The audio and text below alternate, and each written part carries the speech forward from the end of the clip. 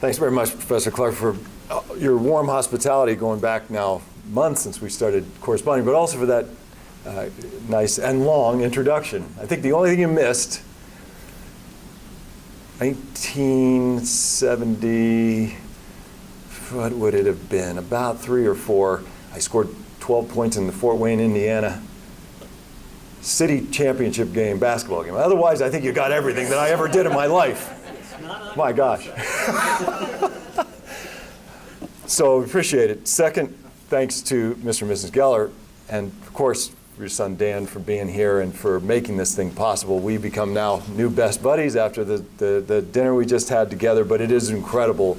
I did a lot of reading and talking to Rich about the impact that you both have had, the legacy that you are building in this community because of your generosity, because of your humanitarian spirit. So thank you for that. And then thirdly, thanks to the students here. I was flabbergasted in a positive way. I had a session earlier today with some of the professors here, and they told me about some of the projects that students here, the volunteer projects students here are engaged in the community. And it's remarkable. I spend a lot of time going around to universities, and I do not think that I've heard as robust and diversified set of volunteer experiences and commitment that the students here, the student body here has made to the broader community and to making the world a better place. So hats off to you for the commitment that you're making. So we're gonna go a long way away from, Ohio to talk about Africa for a minute this evening. And I really appreciate, honestly, that you would come out of the sort of 24/7 news cycle that we're all trapped in these days, and take an evening to hopefully listen and learn a little bit about another part of the world that doesn't get much publicity, doesn't get much attention. But it's a place where we can do something. We, in this room, can actually do something about it, and we'll get to that. One could argue, more than any other factor in the world, for any of you history buffs out there, war, conflict, interstate civil war has driven and shaped human history more than any other factor. Superficially, we seem, when we don't really pay a lot of attention to what it's all about, these wars seem to have no clear rationale, no identifiable cause. But if you scratch a bit beneath the surface, there's always one common denominator when there is a conflict. And that common denominator, I would argue, is unchecked greed. War may be hell for the people who are caught up in it, but it is very profitable and politically beneficial for a small group of opportunists. Now, I've spent pretty much the last 3.5 decades, my entire adult life, in Africa. And there are a number of conflicts that are burning in Africa that have led to, over the last just couple of decades, over 10 million deaths as a result of those wars. And the region that I work in, which is East and Central Africa, is literally the deadliest war zone in the world. Much, much higher numbers than Syria and Afghanistan, Iraq, all the others combined. Unchecked greed, back to that two-word phrase, is the primary motivator that created what I would call a looting machine in these African conflicts. For the war profiteers, the people who are making money off of war, crime pays in a very big way. And violence, even using genocide, even using other kinds of mass atrocities, has a purpose. The purpose is to maintain or gain power by any means necessary in order to control the primary sources of wealth in these countries. And boy, oh boy, is there ever wealth. These are not poor countries. The natural resource base in the region of the world that I work in, East and Central Africa, is by far the richest in the world. Oil, gold, diamonds, ivory, tin, tantalum, tungsten, copper, cobalt, timber, arable land, all of these different natural resources means that the scramble for Africa continues to this very day. American, European, Asian, Middle Eastern, and African investors collaborate with local power brokers and armed groups to extract, usually violently and illegally, these natural resource riches. The bulk of the money that is made off of this extraction is offshored. It's internationalized through the international financial system in the form of luxurious houses, stuffed bank accounts, profitable shell companies, and other means of laundering the spoils of this looting machine, this system. And the Eastern African military and civilian leaders, they collaborate with all kinds of international characters, unscrupulous bankers, oil and mining company executives, lawyers, shippers, accountants, arms dealers, in order to maintain this looting machine. These modern-day war profiteers enrich themselves directly from human misery. If we don't understand who benefits from war and mass atrocities, it's hard to envision how they'll be stopped. And by the way, these dynamics are not, I work on Africa, so I'm only talking to you about Africa, but these dynamics, when I talk to some of my colleagues who are working on Afghanistan, who are working on Syria and other countries, they're like, whoa, same kind of thing. So what I'm describing to you is not wildly dissimilar from many of the other conflict zones in the world. The perpetrators of these abuses, and this is very important, operate with almost total impunity. Very rarely does anyone pay a price or experience any kind of consequence for the commission of massive financial and human rights crimes.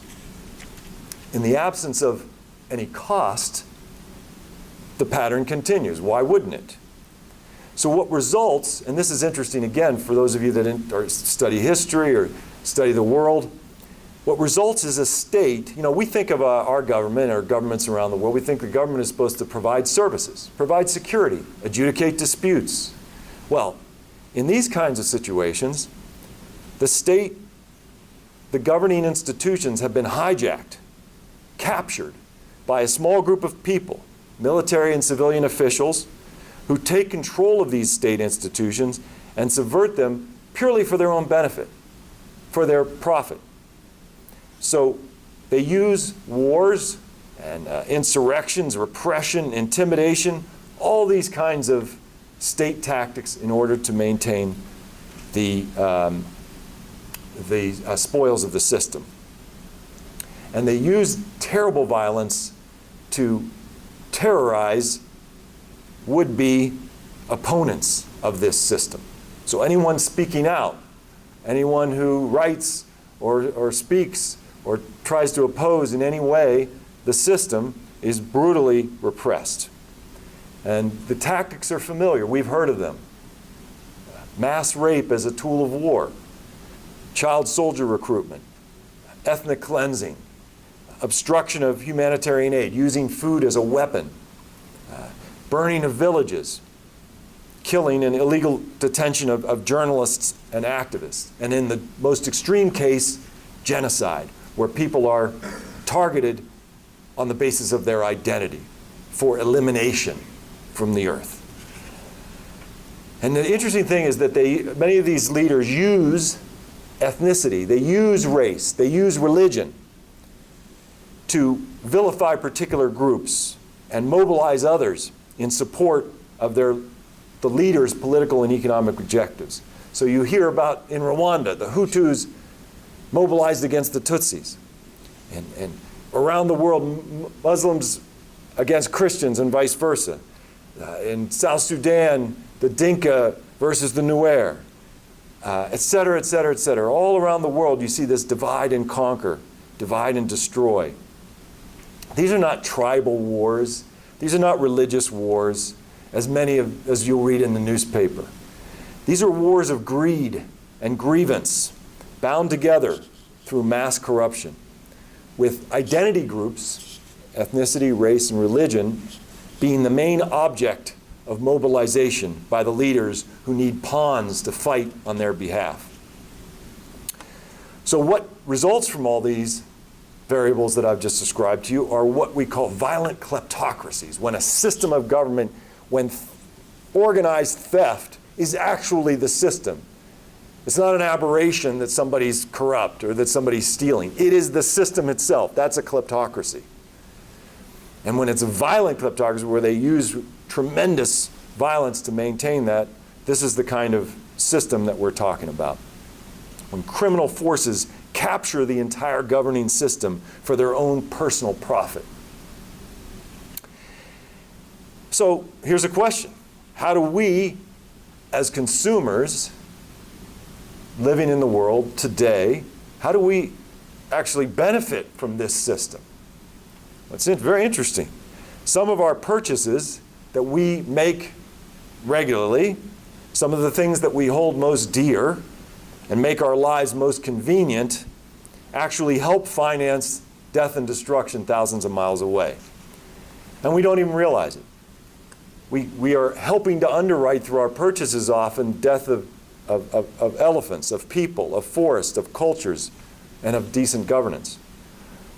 For example, again, just talking to my region, because this is where I work and live, oil is funding deadly conflict in Sudan and South Sudan, where millions have perished.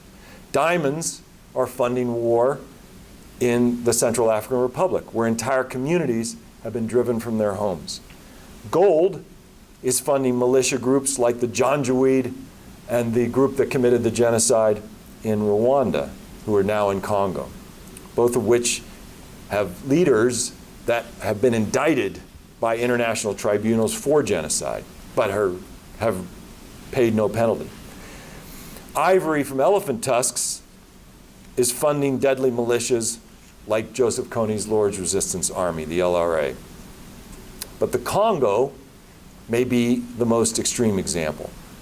America and Europe have been connected to Congo for at least 5 centuries. Agricultural revolution, when our country, before even independence, when our country was building itself through the plantation economy, needed labor. Congo provided nearly a third of the people through the transatlantic slave trade that helped work our plantations here in America. When the automobile industry exploded in the late 1900s, the late 19th century, early 1900s, when the inflatable rubber tire was invented, the 2 places in the world that had naturally occurring massive rubber trees and forests were the Amazon and Congo. And so massive raiding parties were led. If any of you read The Heart of Darkness in high school, you may remember that was all about the raiding of the ivory in Congo. And then when the World War I, when it began, there was a global spike in need for copper. Congo, biggest copper deposits in the world. World War II, we needed uranium for the atomic bomb. Congo had 99% of the world's enriched or naturally occurring uranium that is perfect for the atomic bomb. Video games, laptops, cell phones, all of the electronic products we use today, the principal resources, the principal metals that are in our phones and laptops trace back to, are sourced in large part from the Congo. And even the future of the automobile industry with the batteries, the lithium batteries made from cobalt, Congo is the largest cobalt reserves in the world, and thus will dictate the price of the future of these electric cars. We in the West, in America and Europe, have benefited tremendously from the looting and the destruction of this country, the Congo, in the heart of Africa. So what is the world doing about all this? What we do is we're really good at treating symptoms. You know, the international responses to wars all over the world don't address the root causes. They don't address the kind of corruption and the kleptocracy that I've just talked to you about. They focus on sending peacekeeping troops. Okay. They send billions of dollars a year in humanitarian assistance. They send mediators to try to talk to people and hope that maybe they can bridge the differences. But they don't get at the core issue that is driving the conflicts, that is creating the impetus for the violence. And this leads to a bizarre phenomenon, I think, in which the taxpayers, especially American taxpayers, because we're the most generous in the world in terms of humanitarian assistance, philanthropists, people providing aid from the U.S. and around the world, send in billions of dollars a year to these conflict zones in Africa in various forms of assistance, all legitimate, life-saving, keeping people alive. While at the same time, as the billions of dollars a year are going in the form of aid, billions of dollars a year are going out from these kleptocrats, stealing the natural resources of the continent, the extraordinary resources that could be funding development in that country, in those countries, into the shell companies, into the bank accounts, into real estate. So how do we fix this dysfunctional international crisis response system? I think we need a new theory of need a theory of change, you know, how do you respond to such a thing? The current approach doesn't doesn't get at the root incentive that at this point makes it more profitable to destroy, makes it more profitable to steal than to build, than to make peace. So how can we influence the calculations, the cost-benefit analysis of a leader who is willing to commit genocide to stay in power? That's a heck of a question. How can you influence that person's moral calculus, or even just their rational calculus as to whether or not they should continue to commit the kind of atrocities that they do? Well, in the aftermath of 9/11, the most effective and innovative elements of the counterterrorism efforts largely applied against al-Qaeda were a series of tools, policy tools, focused on the finances of al-Qaeda and other associated terrorist organizations. So there was as we know, all the press and all the attention was being paid to the wars in Afghanistan and later Iraq.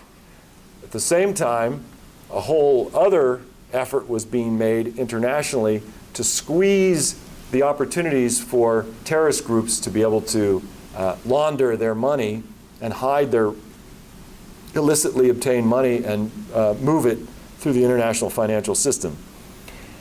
And it was very effective. In fact, some of the notes and the files that were found in the aftermath of bin Laden's assassination was his own personal notes, and they were obsessed with the idea that he could no longer move resources to his cells around the world. The U.S. Treasury Department and its allies around the world had essentially blocked the international financial system completely. Now, I found that to be extraordinary, and it triggered something in my own head. I was like, well, okay, if wars are being driven by this looting of the resources, and people can move their money through the international financial system, usually in dollars with ease, but we have rules and laws that could actually go after that money, why aren't we doing it? Why can't we use the same rationale and policy tools that we use against terrorism and against major drug cartels Why can't we use the same against genocide, against horrific civil wars? They just didn't do it. They haven't done it before. So a new strategy could be to create significant and severe consequences on the financial side for the people who are benefiting from war, from mass rape, from child soldier recruitment, from human trafficking, and other kinds of human rights violations. If the primary motive for a system is unchecked greed and the accumulation of wealth, then the answer is obvious. Go after the money. So we've seen this successfully not just against the Al-Qaeda, but a great deal of effort was expended to get Iran to come to the negotiating table over 2 administrations. So this is a bipartisan, first Bush and then Obama, squeezing the Iranian leadership, the kleptocracy that runs Iran, to the point where, after years of saying we're never going to negotiate over our nuclear sovereignty, they ended up negotiating it all.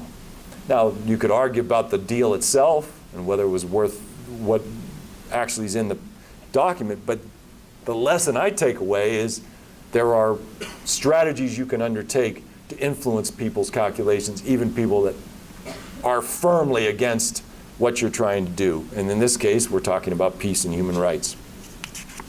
So I think, just to put it in sort of our own terms from our own country's history, Al Capone, his downfall is a simplistic, maybe over simplistic, but a very helpful metaphor for an alternative strategy. He was the head of a huge criminal organization, right, that was responsible for deadly violence, major corruption, massive illicit profits, mostly hidden through money laundering, non-transparent financial arrangements. So after all the crimes the crime boss Al Capone was responsible for, directly or indirectly, federal prosecutors couldn't get him for murder, couldn't get him for any of the other crimes. They got him for tax evasion. The money. And that was enough to remove him from circulation to prison for the rest of his life and prevent him from doing further damage, broke his entire criminal network. His conviction was built on rigorous financial investigations, following the money, finding one piece of evidence at a time until enough was compiled for a meaningful conviction. So as we try to figure out how to maximize the impact on the calculations of a kleptocrat willing to use mass rape to stay in power, you have to learn, you have to study their points of vulnerability. Capone's vulnerability was all of his financial dealings. He was so exposed, but he never thought anybody would go after him. It's the same thing with these guys. They don't hide their money under their mattresses. They put it in the international financial systems, guessing what currency? US dollars. And they move that money and buy real estate and do all kinds of things with it.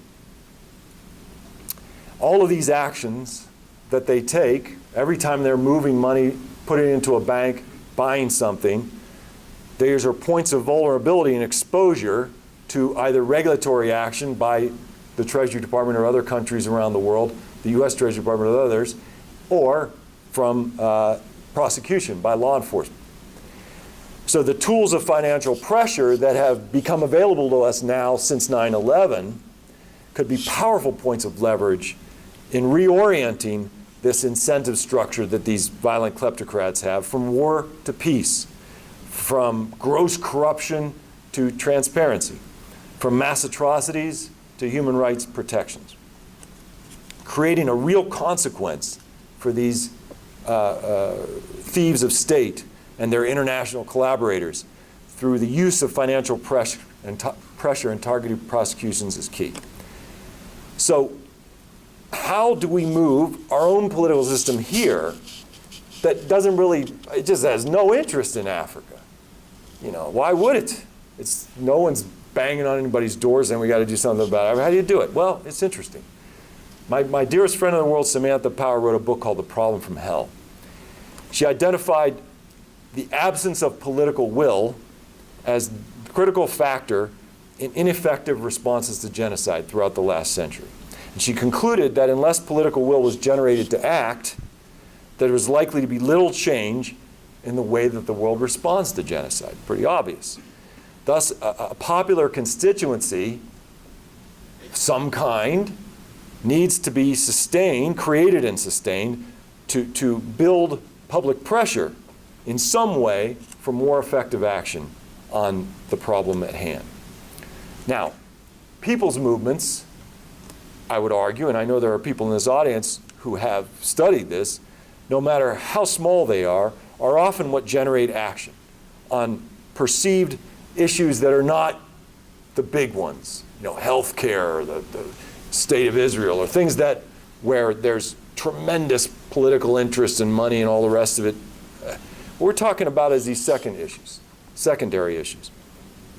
They're usually David versus Goliath odds. Indifference is a big problem, of course, and just lack of attention. And when there is a change, when a people's movement makes a change, it's often normal people, average everyday people doing abnormal things, amazing things. And the global movements are built to join local constituencies for peace in the places where these differences need to be made. Now, in our country, it's obvious. We have a tremendous history of social movements being the things that changed the destiny of our country. The environmental movement and the peace movement and the women's movement and the civil rights movement and the LGBTQ movement, the labor movement, all of these different things. And in rooms like this, people saying, this thing's wrong, whatever it is, let's figure out a way to work with other people to do something about it. And so our country's history is replete with examples like that. There's also examples where American students, like all of you in this room, are where the most important factor in helping to drive change thousands of miles away. Incredible stories that hardly anyone knows about. That, there was this system in South Africa called apartheid, where racial discrimination, where white supremacy was codified in the law. And there was a tremendous effort by South Africans to change it, but there were also people all over the world who were working as well in support, in solidarity of those South African movements. And they were led by students, American students particularly. And when I ended up years and years and years, I worked in many of those efforts. Years and later, I had a chance to work with President Nelson Mandela after he came out of prison.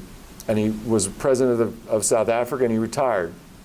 When he retired, he became the mediator for a war, a terribly violent war in Africa in a country called Burundi. And President Clinton, who I worked for at the time, dispatched me to President Mandela to work for him in support of his mediation. And he told me stories, regaled me. They were in prison for decades, often in solitary confinement. But the prison guards, who he befriended because it's Nelson Mandela, would sneak him news about what was happening. And he would tell him about these crazy students in America who were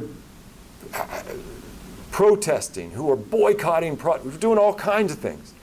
And he said it gave him, he and his other cellmates, so much hope. Now, any of those, this is decades after it happened.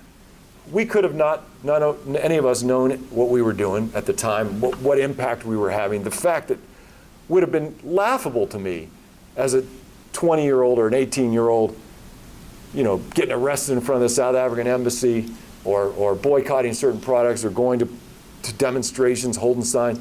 It would have been laughable to me that Nelson Mandela would get hope from something I did, but he did. You do not know when you get involved in something that goes beyond your comfort zone in support of a cause, whatever that cause is, what impact it's going to have. The butterfly flaps its wings and there's a tidal wave in 60,000 miles away. It's the history of the world. And Blood Diamonds. Many of you have seen the movie. Leonardo DiCaprio's finest, one could argue. And, that movie came many years after the big problems happened, but again, American students found out that there was these horrific crimes being committed by these warlords in West Africa because they were making so much money from diamonds they were selling to us in America, to our retail outlets. And so, slowly but surely, people started demonstrating, boycotting, demanding that politicians and the companies, the diamond companies, do something about it, led by students in America. Over time, a treaty was forged, international treaty was forged with so much pressure and attention put that a treaty which said we're not buying blood diamonds anymore from war-torn states. And within 2 years, within 3 years, the wars in Sierra Leone and Liberia and Angola were over. Other factors were involved. That was the main one. The fire, the gasoline that was being poured on the fire, the incentive for the violence was taken away. And then the Liberians took care of their own problems, now that we weren't pouring gasoline on them. See what I mean? Sierra Leone, functioning democracy today, peaceful. Liberia had the first elected woman president in all of Africa, peaceful. It's incredible the kinds of things that are happening when the equation of the greed that drives violence in Africa is removed. So, all kinds of different people contribute to this. You know, I think the students have become the most important factor in all of it. We could go on for many, many hours if you, if you stick it out with me to tell you about all of the things that students have been able to do in student movements around the world. But there have been all kinds of folks that have helped, and celebrities have been a part of it. And faith-based groups are a critical part of it. All kinds of different, I don't know what social movement has made a difference in this country or around the world that didn't have faith-based groups at the core of it.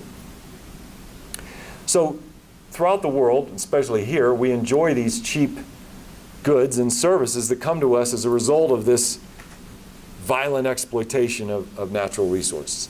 Our standard of living, our entire economic system, is dependent on cheap resources from countries in Africa and other parts of the world that have little is too strong a word. They have no power to negotiate a better deal when consumers put their heads in the sand about where the ingredients in their products are sourced from.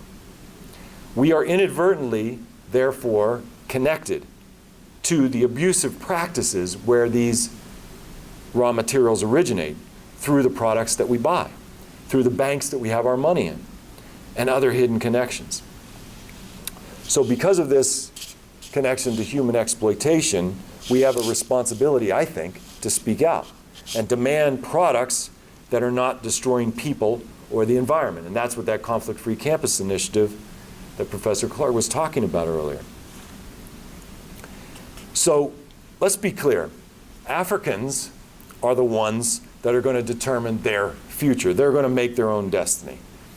But from the outside, we can provide support, we can provide solidarity to the efforts of Africans on the front lines to help them build peace, to support their efforts at good governance, anti-corruption, and accountability for crimes. However, in many cases, in many of these conflict zones, as I've been trying to describe, it's the policies of external actors, like the countries like ours that benefit, the multinational oil companies and mineral companies that are profiting by the billions every year, regional and global banks, including banks we all are putting our meager paychecks in, international law firms, shipping companies, arms providers. These are the folks that help facilitate and enable the looting. And they provide a great deal of the fuel for the fires that burn in war-torn African states. So some of the most meaningful actions we can take, I think, are focused on countering some of these negative policies and countering these negative commercial arrangements that originate from our own countries, from here in the United States and other countries that benefit and dramatically disadvantage the people of Africa. So all this that I've been describing to you in more than 30 years of frustration is what led me to this latest work that I'm doing. The organization that my partner Clooney and I just started is called the Sentry, to counter these war profiteers. George and I were in a hotel room in New York with his bodyguard, Giovanni, from Sicily, right out of central casting. And we were bemoaning 4 or 5 years ago, bemoaning how little impact we were having with the work we were doing in Africa.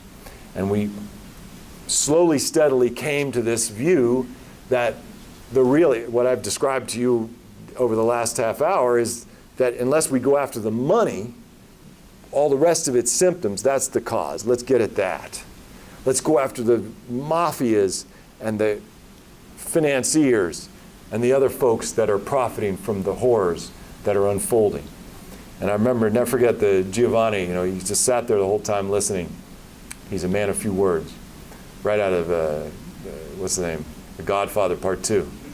And he gets up, at some point he just stands up and goes, George, I beg you, do not do this project. Because he's thinking, oh my God, I'm gonna have to protect Clooney from all these mafia guys coming after him now if he's going after their money. But we managed to reassure Giovanni that we will be fine. And we hired a team of financial forensic investigators, and they have gone after the money of these war criminals and their financial collaborators.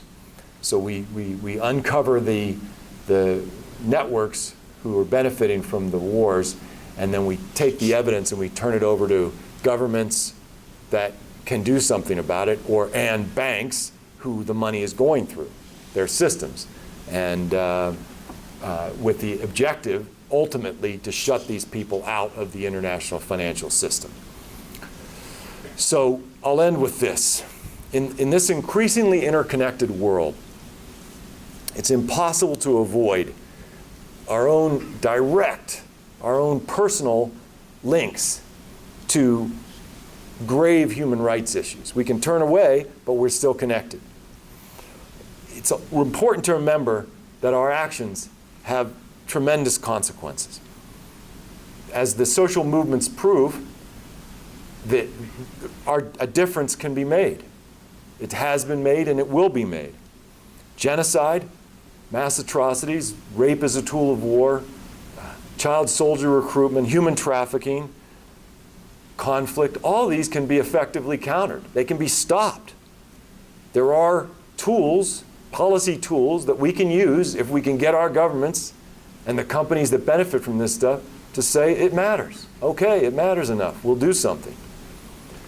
Only when sufficient political will is built, as Samantha Power's book proves, will this allow this policy approach to be deployed. Political will is not built by bystanders, Samantha says. As she would say, it's built by upstanders. I love that term. I love that concept. Who's going to stand up when everyone else is turning away? That's where we come in. I mean, you guys would have come to this thing tonight if you didn't have that upstander gene somewhere, thanks to your parents or your own humanitarian vision, your own desire to see the world different, the world better. By our actions, we can demonstrate to companies that we buy our products from, to our government, to our state representatives, our Congress people, our senators, we can demonstrate that the kinds of mass atrocities we've been talking about tonight cannot be allowed to occur without a response, not on our watch. Thank you very, very much.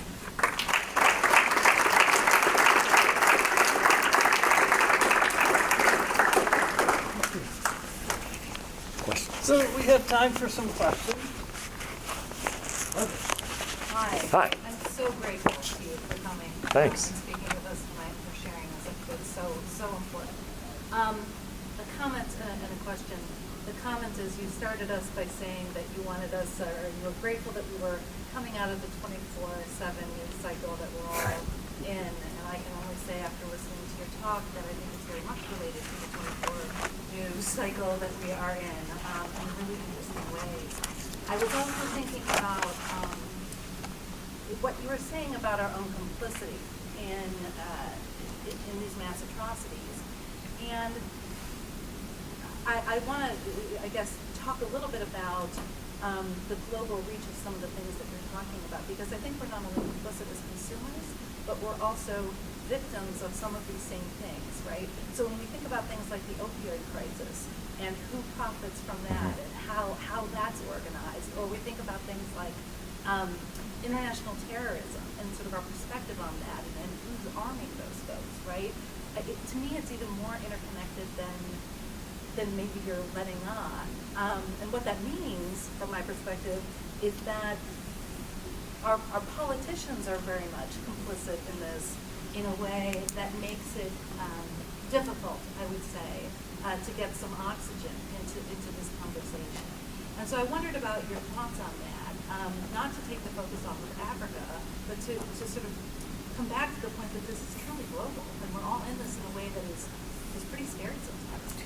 I mean, it's right. What you're speaking to is mine is a subcomponent of the bigger phenomenon you're speaking about. Absolutely, the system that we're living in. I think we're becoming more and more aware of how bought and sold our political system is. How bought and sold so many of the people who represent us in the United States Congress don't vote their conscience. They vote who the political campaign contribution biggest contributors are. I mean, they feel they have no choice.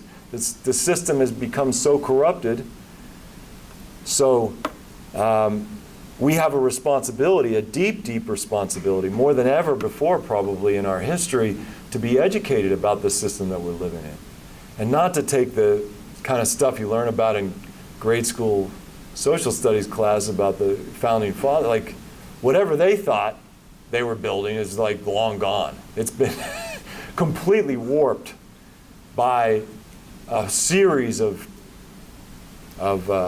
highly, highly profitable devolutions of our political system for a certain group of people. And you see the inequality metrics just going off the rails.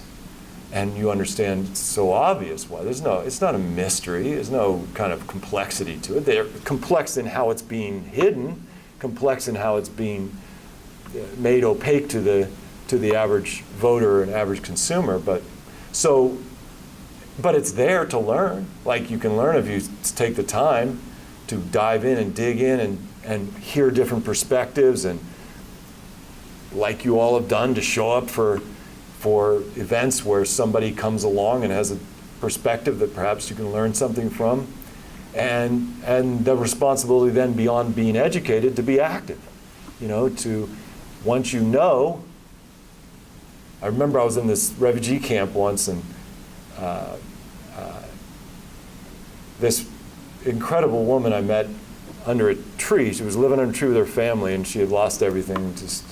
And we had this long afternoon discussing about where her life came and what had happened to her, and what she dreams for how she could possibly get back to her home village someday. And she lost 2 of her 5 kids, watched them die. And she said at the end, she didn't know me from any. I mean, I'm just some guy who shows up and just talking to her about her story and taking lots of notes. And she's pointing at me at the end, not angrily, but just like conviction. Now that you know, you must do something. Like, if you educate yourself and you learn about what's wrong, whatever it is, I expect most of you will not make Africa, human rights your life's work, but you'll do something to make the world different, better, because you were here. And you'll dedicate yourselves to different things, and it'll change, it'll evolve over the years. Whatever that is, the more you learn and the more you deepen your commitment to those issues, the more active you can become, and the more you can realize that, in fact, that voice that you have through your social media presence, through your networks that you're involved in, can make a huge difference. I had the opportunity once, and I don't spend a lot of time. I should be doing more of this, reading literature that is relevant to in some ways to my field. But I happen to read some Harvard journal on behavioral Sciences or something like that, and it was a study. It claimed to be the largest study of its kind ever done, so relevant to everyone in this room. And it said, the study was about what makes people respond and react to a cause enough that they're going to do something about it. Give money, get involved, volunteer, whatever. The third most cited reason in this multi-state study was because some celebrity that they follow cared about it. Okay. They learn about it from such and such person, and they care about that person. They're like, I'm going to learn about this, and then they go and do something. Second most cited reason was because of an effective advertisement or some kind of marketing campaign that shook the person up enough that they said, okay, I'm going to get and do something about it. But those two and every other reason were dwarfed by the number one reason that was cited by people who, why do they go and get involved in a particular issue? The reason that most people said that we get involved because in an issue, or we donate money for an issue, or because a friend or family member asked them to. How simple is that?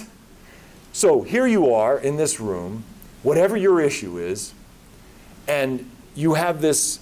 I mean, when I grew up, you know what I had? I tell you, I don't still have it, but I almost kept it as a museum piece. But I had a paper about this big, both sides, and I had all of my best friends and family members' names and phone numbers on it. Because, like, where am I going to put it? You in your pocket now have the capacity to reach not just the contact list that you have, but then when you put something, you do a blog, or if you send a Facebook post out, you don't know. You do a little video, you put an Instagram, you don't know how many people could potentially see what you're doing. And so you have this capacity. It doesn't mean you can do it every time. It doesn't mean that every time you care about something and you ask people they'll all jump and help you. But it means that if you craft something and put some time into it, and think about your personal motivation of why you care about this thing, whatever the thing is, the issue that drives you, and you thoughtfully craft, and then you put it out there and ask people to join you in doing it, that's a very powerful way to move people in the direction you want them to move. And when you work with others, and that's what a social movement is about, is finding like-minded folks who believe that an injustice that exists in the world doesn't have to be that way and it ought to be changed, and you work together with them and use the networks that you have, well, you start to see change. And there's just so many examples of it. We hear the bad news. I mean, what's the mantra of the media? If it bleeds, it leads. They show you the worst of everything. They don't tell you the positives, very rarely. But they're all out there. And so I think that the responsibility first to educate yourself, and then secondly to act and use the power that you have as a consumer, because these companies care about what you think. They don't know. Part of the power of this conflict-free campus initiative is that these companies like Apple and all the rest of them, their biggest demographic is who? It's you. So when a bunch of you start collaborating against them, they're like, uh-oh, let's get ahead of that.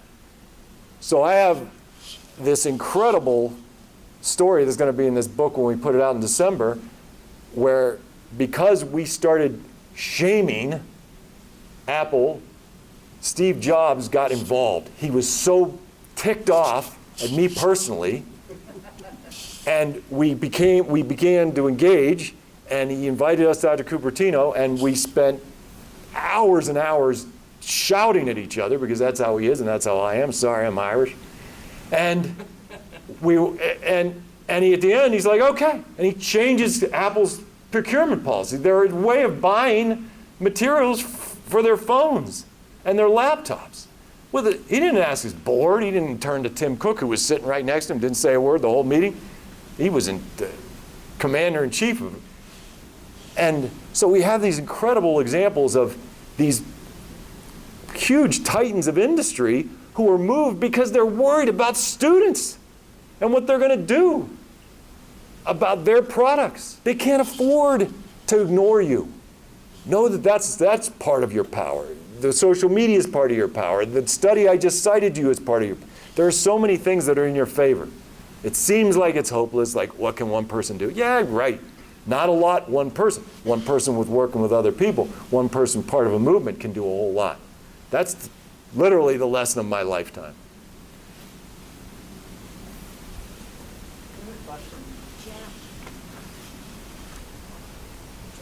I did? Okay. Oh my gosh. If anybody asks me your card, it's empty.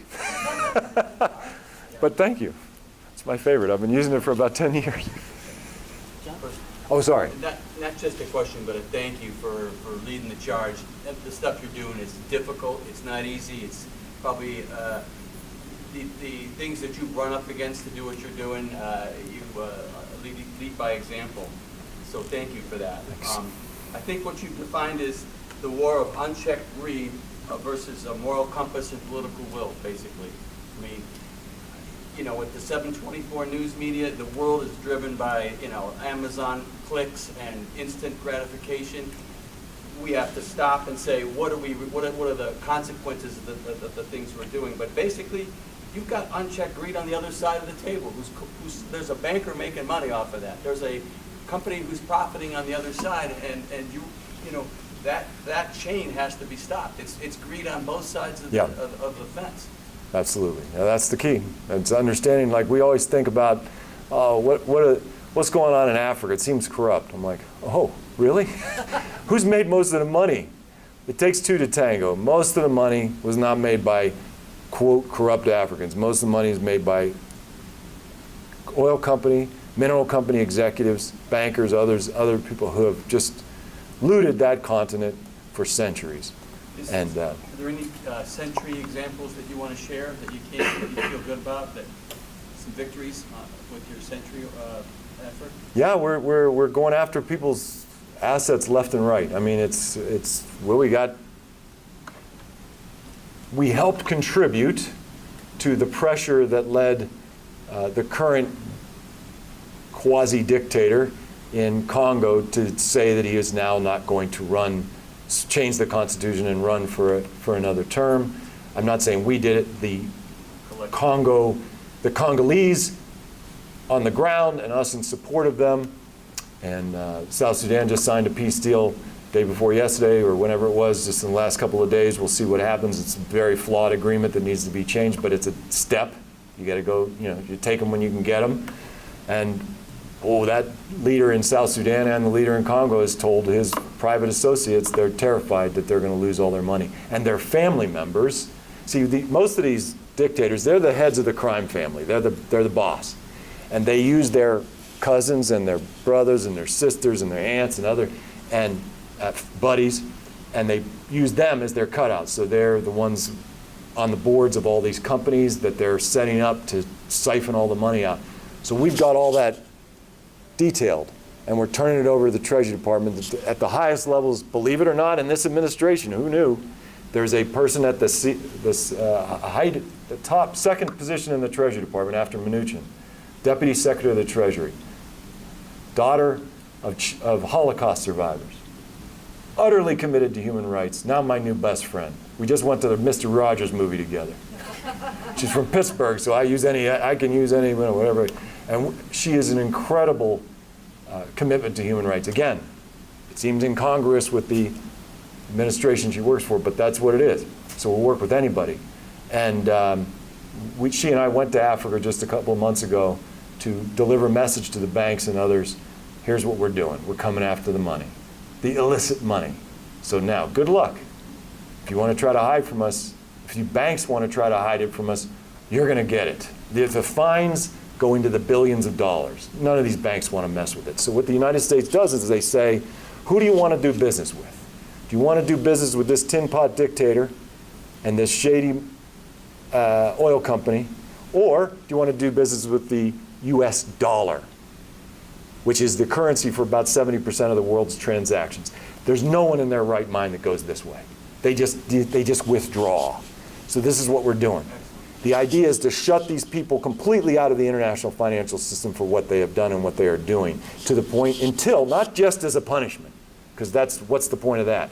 In order for them to say, okay, in order for me to unfreeze this situation, I've actually got to do the opposite of what I've been doing. I've got to then sign the deal and implement the deal. I'm going to have to turn power over peacefully in a democratic election. I'm going to have a cleaner government. It's a theory.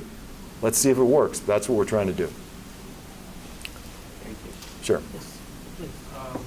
So going on what you said about the peace treaty with South Sudan, Yeah. Eritrea and Ethiopia also signed that peace treaty like a couple days ago, right? And I just wanted to know your opinion on that, because I knew that before people from Eritrea and people from Ethiopia could not even cross the border without them being detained or having something. And now it's like kind of allowed families to be reunited that probably got separated from war and problems. First, I commend you for even knowing that happened. That's what I'm talking about. Educate yourself. It's an amazing, positive, good news story at a time when we need them. Second, my life, so when I worked for President Clinton, I spent almost 2 years of my time working with Clinton's first national security advisor, a guy called Anthony Lake, who ended up being the head of UNICEF.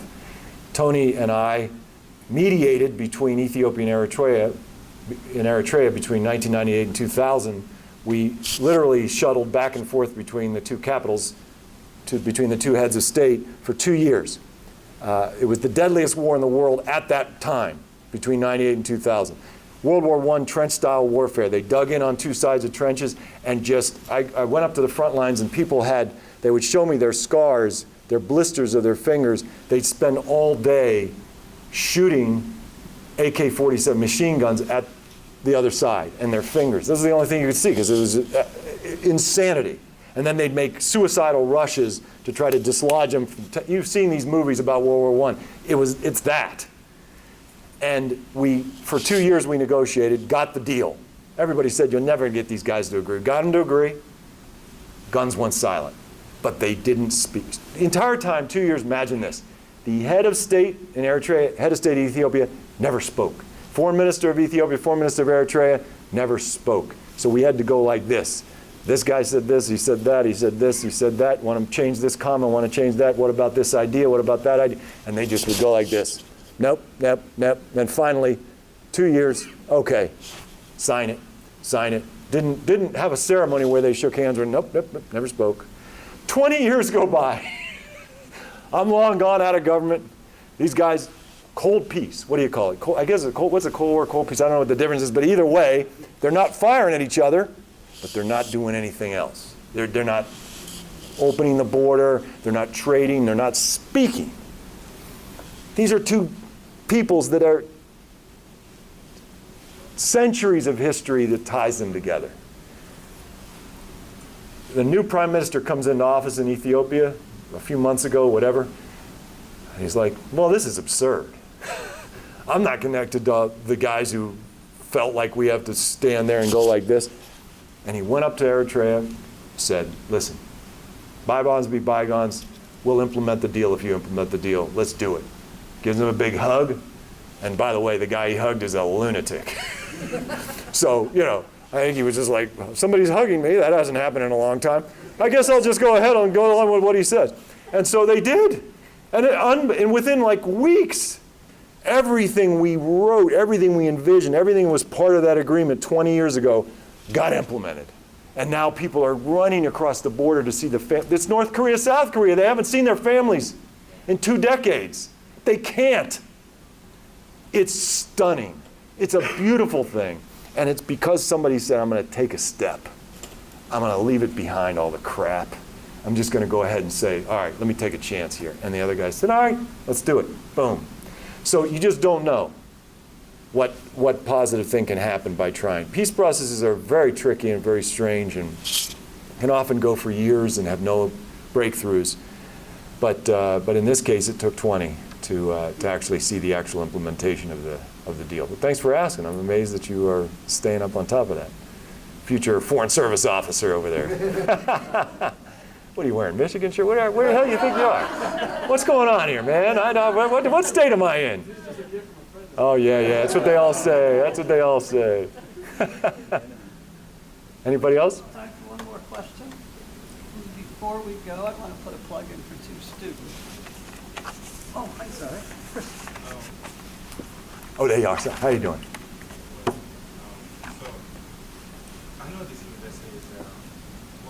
we live now in a Catholic community.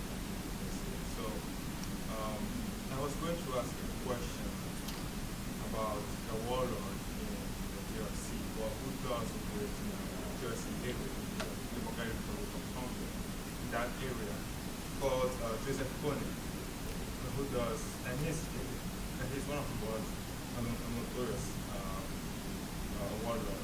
And he does use the Bible as the Ten Commandments as one of the matters of his theories. And I wanted to ask about the view about what would you have to say about that? Because we live in I would say Catholic, the Jesuit Catholic, and using that as a means for killing. Well, I'm glad you raised it. I mean, it's an incredible story, and you're absolutely right. In 1986, when this guy first took up arms, he used as his justification and his sort of ideological or theological, former altar boy, by the way, theological justification, his purist interpretation, his very unique, and I use that word generously, interpretation of the Ten Commandments. Now, didn't I say earlier that a lot of these warlords use race, religion, and ethnicity to mobilize populations, even though they don't care about the people or the religion that they are speaking in the name of? They're using it for other purposes. I think that is true of Joseph Kony, because he quickly began to do very un-Ten Commandments-like things, to the point where at its height, the height of its numbers, they had the highest rate of child abductions in the world. So Kony's specialization was forcible recruitment of children, and then having them commit some kind of horrific, so you'd go into a village, pick out a kid or a bunch of kids, and then have them kill someone in their family. So if you're 7 years old and you had to do this, you know, the traumatic impact on your brain is just so great. The theory is that you separate, you cut your tie to your family, because now you've done something so horrific that you're rootless, you're rudderless now, you're floating, and then what these guys do, what the LRA did, what many other rebel groups and governments have done, turn them and create the absolute leader to be the new family, the new God, if you will, on earth for these children. And then they become fighting machines. Because as many military people will tell you, the younger you get these kids, the easier they are to train, the more they will go into a burning fire for you and die for you. So it was obvious. Kony's approach was very simple. Recruit as many of these kids as we can, indoctrinate, have them commit these horrific atrocities, indoctrinate them where Kony is the spiritual leader, wrap it all up in this mystical Ten Commandments crap that doesn't have anything to do with reality of what he was actually standing for. The kids are give them drugs, of course that's part of it, and they're so screwed up they just follow, and they're good soldiers. So for many years, the Lord's Resistance Army, the LRA, led by Joseph Kony, was a major factor of destabilization in northern Uganda. Their activity, plus the horrifically hard-handed response of the Ugandan government, led the entire third of the northern part of the country to be displaced, living in camps. And I mentioned the government because they were not blameless. So, and this is when it gets interesting, is that many of you have heard of this group called Invisible Children. And in early 2000s, I guess, these high school kids from California went there, or they were going to go do something else, and they got diverted and found out about the Lord's Resistance Army, and they did this movie, this homemade movie, and brought it back to the U.S., and it became a massive hit in the high schools. they went around the country in these buses, and they were recruiting kids all over the place, not recruiting them like I just said, but getting them interested in the issues. And slowly, steadily, this Invisible Children became a social movement. There was tremendous problems with it because these kids that were running it, these young people that were running it, often, I guess, did two things. Misrepresented some of the stuff that was going on the ground, and they made it about the white savior, okay? So in no way am I endorsing the tactics necessarily, but there was a lot of good also in what they were trying to do. And over time, there was a lobbying effort to get governments first to try a peace process, to get Joseph Kony to work with the president of Uganda for some kind of peace deal, which failed. A number of different tries failed. I was part of one of them with Betty Bigambe, who was the minister in the north for Uganda. And we tried, but Kony would never actually come to negotiate. And then, though he promised to come. And then once the peace processes failed, the Invisible Children high school, largely high school students across the country, this now, by now numbering in the millions. Like, honest to gosh, this is the craziest. Historians will write about this in, like, how did this happen again?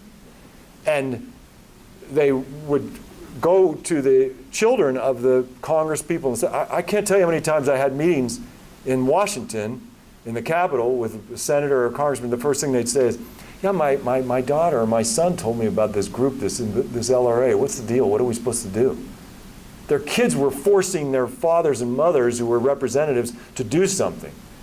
And slowly, steadily, the U.S., on an issue that just has nothing to do with our national security, became very involved in supporting the regional governments to create a force to go after the LRA. So at one point, the LRA's force, backed by the Sudan government, there's another whole other issue, the same guys committing genocide in Darfur were supporting Joseph Kony. It's a long story, but it's internally consistent because these guys thrive on chaos. And so at the height of this, with Sudan support, the LRA was recruiting thousands of kids a year and probably had a fighting force in the neighborhood of 10,000 people. Imagine how much damage you can do. After the lobbying efforts of Invisible Children, regardless of what you think of them, because some people have very strong views, very negative views about these characters that ran it.